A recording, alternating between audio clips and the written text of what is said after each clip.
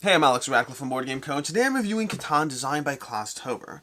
Catan is, well, many people's gateway game, many people's entry into this hobby of designer board games, and not mine technically speaking, but it was one of the first games I played before I got into the hobby of designer board games. There were other games that pulled me in specifically, but Catan is a game that I have possibly played more than more than a lot of games. I've played this game hundreds of times over the past, well, I guess 13, 14, 15, who knows how many years it's been quite some time. Catan is a game of resource management, of trying to get to 10 points before your opponents do, through the building out and developing of your city on the island of Catan. I believe it's the island of Catan. I'm not actually sure, but if it's the Settlers of Catan, it must be the island of Catan. Honestly, at this point, I'm just going with assumptions, but now it's just called Catan, which is probably an acronym for something else entirely. I don't entirely know. In Catan, the goal of the game is to try to get to 10 points. What you're going to be doing every single turn is you're going to be rolling the dice in order to gather resources. What you're going to do is you're going to roll the dice, and then every player will take resources based on what their cities and settlements touch. So for example, over here, this 10 over here is a great roll for blue because there's two 10s on the board. There's one 10 here, which nobody is connected to. No one has any cities on that spot right now. But this hex over here, blue has a city and a settlement over there, which means they're going to get 2 for the city, 1 for the settlement. They're going to get a total of 3 wheat that they can add to their hand, which is going to be 3 wheat that they can start using towards the various building costs of building roads, settlements, cities, and development cards. From there, they have the option to go ahead and do whatever they want with their resources. Right now, they just have 3 wheat, which is very, very helpful, but only to an extent, which means someone else is going to go ahead and take their turn, and they're going to roll the dice. They're going to roll their dice as well, and we got another 10. That's working out well for blue. We'll go ahead and grab another one of these 3 over here. Although it does put their hand size at 6, which means it needs to be careful about that. Now we're going to go to orange's turn. Orange is going to roll, and we're going to get a 7. A 7 does mean that the robber is going to be moved. When you get a 7 in Catan, what's going to happen is anyone who has more than 7 cards in their hand has to discard half rounded up. Fortunately, blue only has 6, so we're safe there. But we do get to move the robber, so white over here, orange over here is going to move the robber, and they're going to go ahead and steal. They're going to block the 10 with the robber, meaning a 10 that's rolled right now will not have any effect, and they're going to go ahead and take one of those wheat. Granted, it's random. When you steal, you're going to take someone's hand randomly, but in this case, it's we only have wheat, so the randomness is a little less so. We're going to go back to blue. Blue is a little frustrated, but it is what it is. Blue's going to roll their dice, get an 11, not a 10, an 11, which white is going to go ahead and take 2 wood. You're going to be going through this process of rolling dice and gathering resources from the various spots on the board, all players taking whenever something is rolled. In this particular board situation, you can see that the shared hexes we have are the 12, the 6, and the 9 are going to be shared hexes. Other hexes, I'm missing a road over here, other hexes will be pulled up. As you continue to develop the map, you'll continue to start building things out, and then there are a few other things worth talking about. The core basic gameplay loop is you roll the dice, you gather resources, and then you spend your resources on whatever actions you want to take. That's the core idea. The exceptions, we already covered one of them, is going to be the robber. Past that, you're going to have the trading spots on the board. At any point in the game, you can always trade 4 resources for 1 resource. So for example, blue over here could have traded 4 wheat for any 1 resource, which they may have considered if it was worthwhile. It wasn't quite worthwhile yet, but past that, there are spots on the board where you can build settlements out towards in order to get better trading ratios. Over here on the board, you can go ahead, let's just find a good spot over here. Let's pretend that we want to go ahead and trade in. Let's go and continue building some roads here, and we'll talk about how you build roads later. And let's go ahead and build a settlement down here by this trading post over here, giving orange a 3-to-1 trade-in ratio. Or better yet, if you try to get to a specific spot, you can get specific trade-in ratios of, for instance, orange, if they built a city over here, could get a 2-for-1 trading ratio, but 2-for-1 on wood, meaning they can trade any 2 wood for any 1 resource, which in Catan can be very important because of the very nature of the fact that you can be set up in this game to get specific resource engines. The same way we just saw blue getting a ton of wheat. Maybe the next time blue has an opportunity, they slowly build out down here towards this region over here, locking in another 6 whenever that's rolled. They'll get more of that, but then additionally, they'll get more sheep. But additionally, they'll be able to trade in all that wheat at a 2-for-1 ratio, which can be very impactful. Now that's great for blue over here, but it's going to be a little harder for orange because orange can't do that with wood, even though they have a great wood engine with this 5 and the 8 here. And that's amazing. The problem is, this spot over here is within 2 of a city no matter what, meaning over here, this spot, if we want to build a settlement down here, that's within 1 of a settlement. And over here is within 1 of a city. And in Catan, you always have to have a distance of at least 2 between things, meaning these 2 spots, which would be great trading things, not really currently going to help them out. Past that, as far as the various things you can buy as you work your way slowly towards 10 victory points, the things you can buy in this game are going to come down to roads, settlements, cities, and development cards. Roads are exactly what they sound like. They cost 1 wood and 1 brick, and you can start building them out slowly across the board in order to network out your cities. You have to have access to a place in order to build something there. Settlements are going to be what you build when you actually get your road to where you want it to be, which costs you 1 wood, 1 brick, 1 wheat, and 1 sheep. And it's also worth 1 victory point. On the pathway towards 10 victory points, a lot of those points are going to come from actually just building out on the map, where every settlement is worth 1 point and every city is worth 2 points. Speaking of cities, cities cost 2 wheat and 3 ore, and they upgrade your settlements. You have to turn a settlement into a city, and it means you get 2 resources from that settlement, from that city, instead of 1 whenever the numbers adjacent to it are rolled. And then lastly, we have development cards, which cost you 1 wheat, 1 sheep, and 1 ore, and they come from this hand-dandy pile of cards, in which gives you a whole bunch of options as far as fun things to do in the game, including things like knights, which let you play knights to move the robber. If you want to get rid of that robber and you're sick and tired of waiting for that 7, you can play a knight in order to move it to somewhere else annoying to other players. There'll be victory points, straight up victory points in this deck, and then there'll be other cards, things like road building, place 2 new roads, Year of Plenty, take any 2 resources from the bank, add them to your hand, they can be the same or different. Year of Plenty again, University, more victory points, we have road building again, Monopoly, this one's always a fun one. When you play this card and announce a single type of resource, all players must give you all of the resources of that type, combine that with a trading post where you can trade things in, and or just seeing players get a ton of things, and you can get a fun little engine or frustration going from Monopoly. And then lastly, before we get to opinions, rules, and all those reviews, not rules. Lastly, we have 2 more things. We have largest army and longest road. These are both ways of getting additional 2 victory points each. Whoever has the longest road in the game, once you've achieved a road length of at least 5, you will take this longest road card, and that's worth 2 points to you. But then when any other player gets a longer road to you, not equal, but longer, they get to take that card and get 2 points themselves. And then largest army is the same idea, but with knights. If you continue buying development cards and playing those knights to remove the robber from in front of you, to antagonize other players, you could get the largest army card, which is worth 2 points. And then same idea, once somebody plays more knights than you, then they can take that card from you, taking those 2 points from you as well. And that is basically Catan.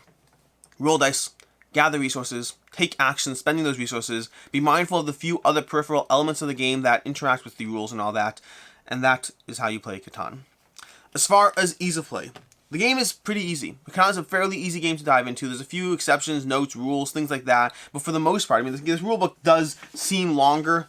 Every time I look at this rulebook, it always seems longer than the actual complexity of the game that I remember. But it's full of a lot of little things to note. Like the almanac is just chock full of all these definitions, which make the rulebook seem significantly longer than it actually needs to be. The core gameplay cycle is, like I said, roll dice, gather resources, take actions. A few nuances in between there, but it's a very easy game to teach to table and to get people up and running, even with just saying, hey, let's do some basics over here. Let's show you how this works. Now let's reset and go through that initial setup of your cities and settlements, because that's usually the part I find the hardest, which is it can take a drop of time to actually understand the game before you understand the ideal beginning placement to the game. And the beginning placement to Catan is a big deal. This is not like put down one thing and start learning the game. You kind of have to know how the game will play and the benefits of different resources and different setups before you dive into the actual main part of the game, which will define how well you start off, which is that initial setup. As far as player count, this is a 2 to 4 player game, which can be expanded upon with the 5 to 6 player expansion, but the base game alone is a 2 to 4 player game. I've played this game at all of those players. I don't believe I've ever played it at 5 or 6, but that's an expansion either way. Technically an expansion, an extension. Let's call it an extension. As far as review, as far as my thoughts of Catan, a game that I have been playing since I want to say 2004 maybe 2004, maybe earlier. It's been a long time since I've played this game. I mean, not a long time. I've been playing this game for a long time. Catan is a game that is a lot of people's first gateway game. Gateway game is going to be that concept of being an introductory game to the hobby, something that has been something that you tried first, you got an opportunity to see, and you got your feet wet and saw what modern board game design is all about. If you grew up with games like Monopoly and Risk and Taboo and Apples to Apples, then you have an idea of the fun that board games can bring, but you're doing so within a different kind of genre of what board games are doing and who their target audience is and the type of player count or even the age of player count, the age of the players that they are addressing.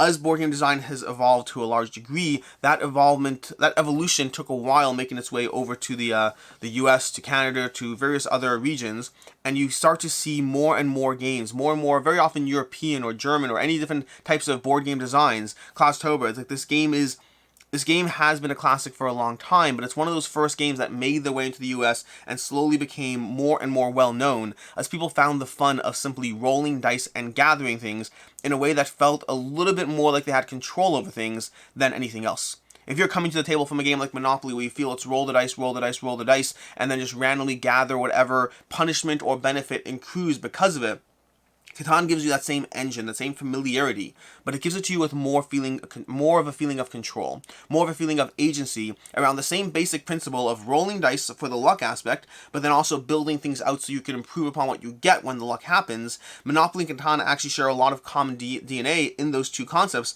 but Catan does so in a shorter playtime with a significantly more of a feeling of control and agency around how you work those odds, because odds are a big part of Catan. The very nature of Monopoly is any single roll could be whatever, but in Catan, you're specifically building out your structure and your civilization around the idea that there are statistical rolls to how a dice will roll. 7 is the most common. When you're rolling 2 dice, 7 is always the most common roll, but then from there it's a slowly expanding hex. 7 is first, then 6 and 8, then 9 and 5, then 10 and 4, and you'll see that pattern listed on these dots over here as the game shows you what is the most statistically relevant things that you're trying to get. But then more than that, when and where are you willing to compromise on the statistical benefit in order to get a more varied set of resources, or in order to get the resources that work towards your strategy?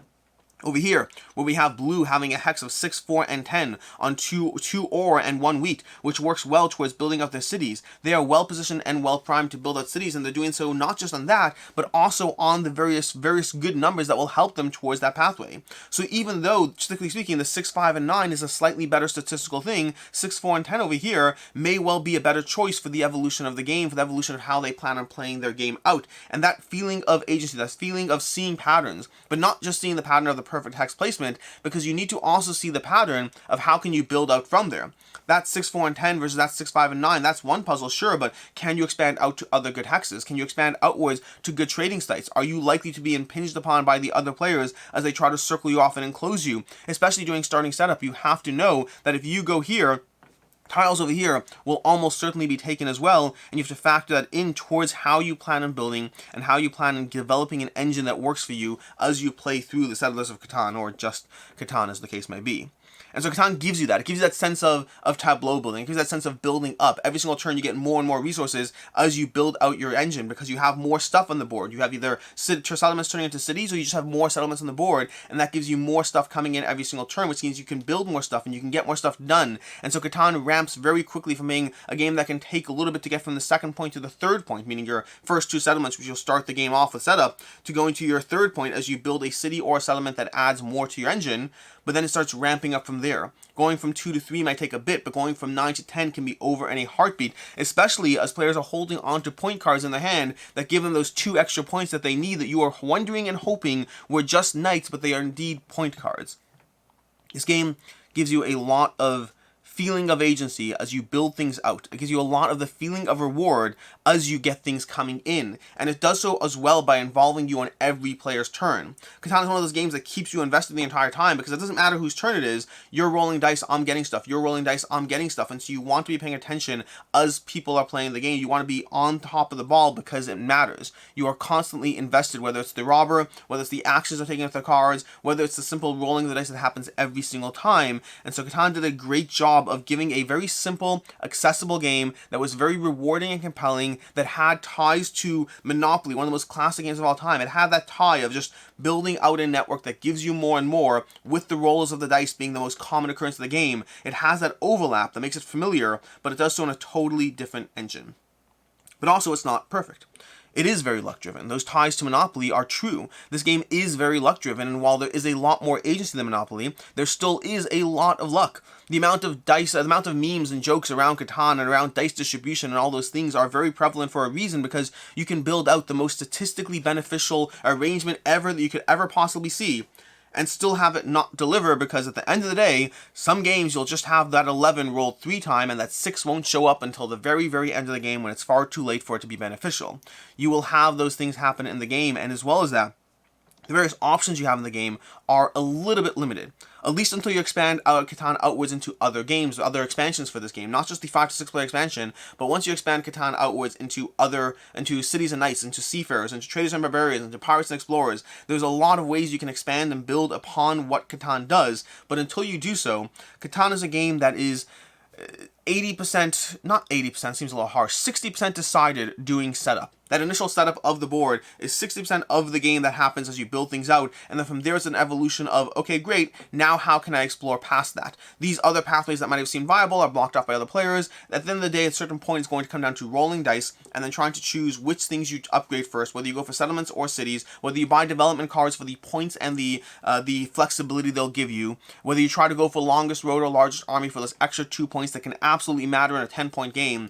Catan is incredibly satisfying, but also lacks a degree of how much you can do with this game. It is a great gateway game, a great introductory to the hobby, but at a certain point it can certainly phase out of being a game that constantly hits the table because you've played it out. There is a limit to how many different configurations and setups you'll find satisfying. Even though the variety of the board will constantly be ever changing, there's a limit to just how far this game can take you in its base game format alone, and to a certain extent, at a certain point, you may find that you tire of the larger degree of luck. Even though there's a lot of agency and control, there's still a larger degree of luck, and so it is a game that can tire on you over time, at least and or until you start adding in expansions that give you even more control while still maintaining the base formula.